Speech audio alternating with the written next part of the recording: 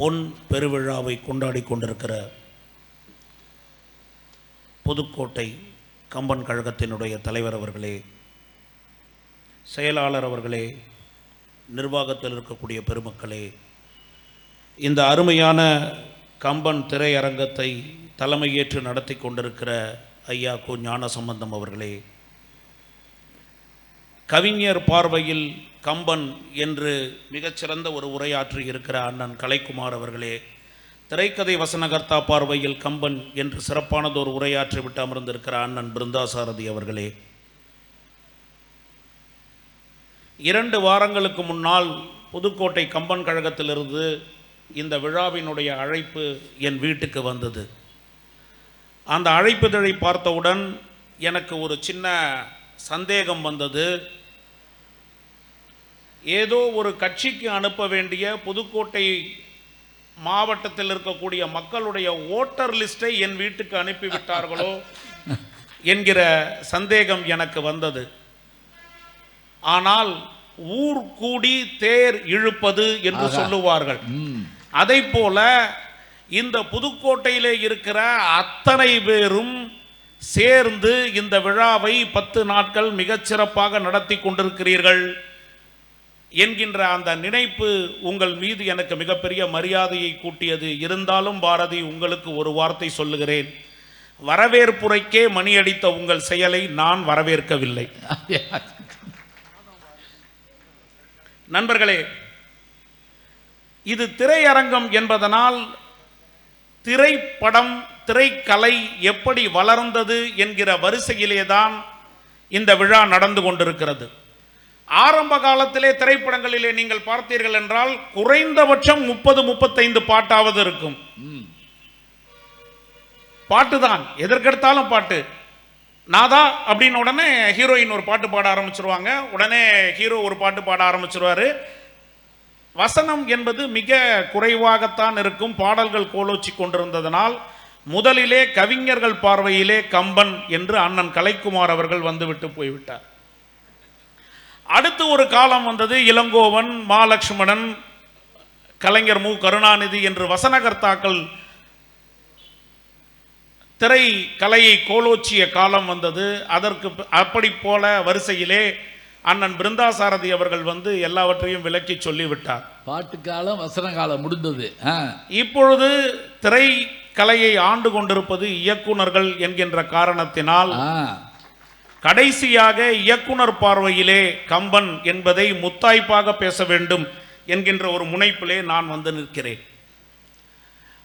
நண்பர்களே, பல ஆண்டுகளுக்கு முன்னால் செங்கல்பட்டிலே ஒரு படப்பிடிப்பு நடந்து கொண்டிருக்கிறது, ஒரு ஷூட்டிங் நடந்து கொண்டிருக்கிறது. அந்த ஷூட்டிங்கை வேடிக்கை பார்க்க ஒரு இளைஞன் போயிருக்கிறான். அந்த இளைஞன் நடக்கிற படப்பிடிப்பை ஆர்வமாக வேடிக்கை பார்த்து கொண்டிருக்கிறான். அந்த இளைஞனுக்கு ஒரு ஆச்சரியம். அந்த இடத்திலே திடீரென்று ஒரு குரல் கேட்கிறது, ரெயின் ஆன் என்று ஒரு குரல் கேட்கிறது. உடனே அந்த படப்பிடிப்பு நடைபெறுகிற தளத்திலே மழை வருகிறது. ரெயின் கட் என்று ஒரு குரல் கேட்கிறது, மழை நிற்கிறது. அந்த இளைஞன் பார்க்கிறான். என்ன இல்ல, அங்க ஒரு போன்ல சொல்லி அந்த இளைஞன் பார்க்கிறான், ரெயின் ஆன் என்றவுடன் யாரோ ஒருவர் ரெயின் ஆன் என்று சொல்லுகிறார், மழை வருகிறது. அவர் ரெயின் கட் என்று சொல்லுகிறார், மழை நிற்கிறது.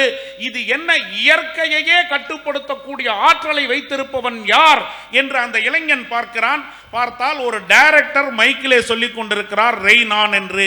செயற்கை மழை அங்கு வருகிறது. ரெயின் கட் என்று சொல்லுகிறார், செயற்கை மழை நிற்கிறது. இதை பார்த்தவுடன் அந்த இளைஞன் முடிவு செய்கிறான், இப்படிப்பட்ட ஒருவனாகத்தான் நான் மாற வேண்டும், நான் மாறினால் டைரக்டராகத்தான் மாறுவேன் என்று முடிவெடுத்தான். அந்த இளைஞன் இயக்குனர் ஸ்ரீதர், செங்கல்பட்டுக்கார். அதனாலதான் நெஞ்சில் ஒரு ஆலயம் படத்தினுடைய கிளைமாக்ஸ் அந்த ஊர் ஹாஸ்பிட்டல் வச்சு எடுத்திருப்பார். படம் முழுக்க ஹாஸ்பிட்டல், அது வேற. அந்த கிளைமாக்ஸ் கடைசியை காட்டுறது அவங்க அந்த ஹாஸ்பிட்டல். அது இதை போலத்தான் கம்பனுக்கும் தான் ஒரு டைரக்டர் என்பதை, தான் டைரக்டர் ஆக வேண்டும் என்பதை நிர்ணயித்து தான் அவன் முதல் பாடலிலேயே சொல்லியிருக்கிறான். முதல் பாட்டிலேயே சொல்லியிருக்கிறான், உலகம் யாவையும் தாமுலவாக்கலும் நிலைபெறுத்தலும் நீக்கலும் நீங்களா அழகிலா விளையாட்டு உடையார் அவர் தலைவர் அன்னவர்க்கே சரண் நாங்களே. இந்த விளையாட்டை தொடர்ந்து எவன் நடத்தி கொண்டே இருக்கிறானோ அவனுக்கு நானும் சரணடைகிறேன், அவனைப் போலவே ஸ்ரீதரை போலவே நானும் இயக்குனராக போகிறேன் என்று பல நூற்றாண்டுகளுக்கு முன்பே ஸ்ரீதருக்கு முன்னோடியாக ஒரு டைரக்டர் வந்தான் என்று சொன்னால் அது கம்பன் தான். அதனால தான் ஷேக்ஸ்பியர் அவர்கள் சொல்லுவார், the world is a stage, all the men and women are merely players என்று சொல்லுவார். இந்த உலகம் ஒரு நாடக மேடை, நாம் அனைவரும் இதிலே கதாபாத்திரங்கள் ஏற்று நடிக்க வந்தவர்கள், இந்த உலகமே ஒரு நாடக மேடை என்று சொல்லுவார். கம்பன் அதைத்தான் சொன்னான், உலகம் யாவையும் தாமுலவாக்கலும். ஸ்டேஜ் என்றால் டிராமா என்று பொருள். ராமன், ராமா என்பதற்கு தசரதன் என்கின்ற டி என்கிற இன்ஷியலை 3 நாள் போடுங்கள், டி ராமா என்பது டிராமா. ஆஹா, அருமை. இதுல டைரக்ஷன். இந்த டிராமாவை நான் டைரக்ட் பண்ண ஆசையோடு வந்திருக்கிறேன் என்று அறிவித்து விட்டு வந்தவன் தான் கம்பன். Director is the captain of the ship என்று சொல்லுவார்கள். கல்வியில் பெரியவன் கம்பன் என்று அதனால் தான் நாம் சொல்லுகிறோம். ஒரு பிரெஞ்சு இயக்குனர், ரோமன் பொலான்ஸ்கி என்ற பிரெஞ்சு இயக்குனர் ஒரு திரைப்படத்திற்கு இலக்கணத்தை வகுக்கிறார். நல்ல திரைப்படம் எது, கெட்ட திரைப்படம் எது. அவர் ஒரே ஒரு விஷயத்தை தான் சொல்லுகிறார், எந்த திரைப்படம் உன்னை திரை அரங்கை மறக்க செய்கிறதோ அந்த திரைப்படம் நல்ல திரைப்படம். நீ திரையரங்கில் இருக்கிறாய், திரையரங்கில் உட்கார்ந்து கொண்டு படம் பார்க்கிறாய் என்பதை நீ மறக்க வேண்டும். அந்த படத்திற்குள்ளாக அந்த கதாபாத்திரங்களின் ஊடாக நீ சென்று விட வேண்டும். அப்படி உன்னால் செல்ல முடிந்தால் உன்னை ஒரு படம் கூட்டி சென்றால் அது நல்ல படம் என்று ரோமன் பொலான்ஸ்கி சொன்னார். நண்பர்களே, பல ஆண்டுகளுக்கு முன்னால் மலையாளத்திலே செம்மீன் என்று ஒரு படம் வந்தது. இயக்குனர் ராமு காரியத் என்பவர் அந்த படத்தை இயக்கியிருந்தார். அந்த படத்துக்கு பால் சக்கரியா என்கின்ற மலையாள எழுத்தாளர் விமர்சனம் எழுதினார். அந்த விமர்சனம் ஒரே ஒரு வரிதான் இருந்தது. எழுத்தாளர் என்றவுடன் அது மிகச்சிறந்த திரைப்படம், அந்த திரைப்படத்தை பற்றி பேசாத வாய்கள் இல்லை, பாராட்டாத நாவில்லை. ஆனால் ஒரு எழுத்தாளர் எழுத போகிறார் என்றவுடன் பக்கம் பக்கமாக எழுதி குவிப்பார் என்று பார்த்தால் ஒரே ஒரு வரிதான் எழுதினார். அந்த விமர்சனம் என்னவென்றால், தியேட்டரிலே மீன் வாசனை அடித்தது என்று எழுதியது. அவ்வளவுதான். ஆக நீ திரையரங்கிலே உட்கார்ந்து கொண்டிருக்கிறாய், திரையரங்கிலே நின்று கொண்டிருக்கிறாய், திரையரங்கிலே அமர்ந்து கொண்டிருக்கிறாய் என்பதை மறக்கடித்து உனக்கு கடலினுடைய மீனினுடைய நாற்றத்தை ஒரு திரைப்படம் கொண்டு வர முடியும் என்று சொன்னால் அது சிறந்த திரைப்படம். ராமாயணம் அப்படி ஒரு மிகச்சிறந்த கதை, மிகச்சிறந்த இயக்குனர்களால் உருவாக்கப்பட்ட கதை. அதனால்தான் ஒரு சேர மன்னன் ராமாயண கதையை தன்னுடைய அரசவையிலே கேட்டுக்கொண்டிருக்கிறான். அரசவையிலே அவனுக்கு ராமாயணம் கதையாக சொல்லப்படுகிறது. மன்னன் கதையை கேட்டுக்கொண்டிருக்கிறான். கதையிலே யுத்த காண்டம் வருகிறது. யுத்த காண்டத்திலே ராமன் தனி ஆளாக லக்ஷ்மணனையும் இழந்து தவித்து கொண்டிருக்கிறான். ராமன் தவித்து கொண்டிருக்கிறான் என்றவுடன் மன்னனுக்கு கோபம் வந்துவிட்டது. மந்திரியை கூப்பிட்டான், உடனே படையை திரட்டு, ரத கஜ துரக பதாதிகள் அனைவரையும் கூப்பிடு, நாளைக்கு காலையில் நம்ம ராவணன் மேல போர் எடுத்து போகிறோம், சேர நாட்டினுடைய படை இலங்கை மீது படையெடுக்கும், ராவணனை அழிக்கும்னு சொன்னான். மந்திரிகள் எல்லாம் திகைத்து போய் உட்கார்ந்து இருக்கிறார்கள். இவன் கதை கேட்டு கொண்டிருக்கிறான். ராமர் எப்பொழுதோ ராவணனை முடிச்சு திருப்பி கூட்டு வந்து எல்லாமே முடிஞ்சு போச்சு. ஆனால் அந்த அரசன் தான் கேட்டுக்கொண்டிருப்பது கதை என்பதை மறந்து ராவணனை நான் அழிப்பேன், ராமனுக்கு துணையாக நிற்பேன் என்று சபதம் எடுத்தானே, அந்த அரசன் தான் பின்னால் குலசேகர ஆழ்வாராக மாறினான். இப்படி ஒரு உணர்வை தோற்றுவிக்கக்கூடிய கதை இந்த கதை. நண்பர்களே,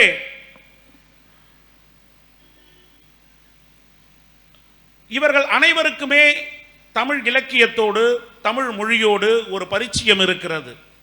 ஐயா தமிழ் பேராசிரியர், அண்ணன் தமிழ் கவிஞர். அண்ணன் தமிழ் திரைப்படத்திற்கு வசனகர்த்தாவாக இருந்தாலும் எம்ஏ தமிழ் படித்திருக்கிறேன் என்பதை அவரே ஒப்புக்கொண்டிருக்கிறார். ஆனால் தமிழ் இலக்கியத்திற்கு எந்த தொடர்புமே இல்லாத ஒரு சினிமாக்காரனான நான் எப்படி கம்பன் பற்றி பேசலாம், அதுவும் புதுக்கோட்டையிலே பொன்விழாவிலே நான் பேசுவதற்கு எனக்கு என்ன தகுதி இருக்கிறது என்பதை ஒரு சுய பரிசோதனை செய்து பார்த்தேன். எனக்கும் கம்பனுக்கும் ஒரே ஒரு ஒற்றுமை தான் இருக்கிறது. கம்பன் ஒரு டைரக்டர், நானும் ஒரு டைரக்டர் என்று வைத்துக் கொண்டால் எங்கள் இருவருக்குமே முதல் படம் ரீமேக். நானும் முதல் படம் வீராப்பு என்ற படம் மலையாளத்திலே வந்த ஸ்படிகம் என்ற மோகன்லால் நடித்த படத்தை மொழி மாற்றம் செய்து இங்கே சுந்தர்சியை வைத்து வீராப்பு என்று டைரக்ட் பண்ணேன். கம்பனும் ராமன் என்ற ஹீரோ நடித்த வால்மீகி எழுதிய அந்த தெய்வ மாக்கதையை தமிழிலே ரீமேக் செய்தார். அதான் சார்பு நூல் அதுக்கு பேரு. முதல் நூல் வழி நூல், சார்பு நூல். இது வந்து வழி நூல் மாதிரி அதுல இருந்து வந்தது. ரெண்டு பேருமே ரீமேக் டைரக்டர்கள் என்கின்ற ஒரே ஒரு ஒற்றுமை தான் என்னை இந்த மேடையிலே பேசுவதற்கு தகுதி உடையவனாக ஆகியிருக்கிறது என்கின்ற நன்றி கடனோடு ஒரு ரீமேக் டைரக்டருக்கு கூடிய கஷ்டங்களையும் நீங்கள் தெரிந்து கொள்ள வேண்டும்.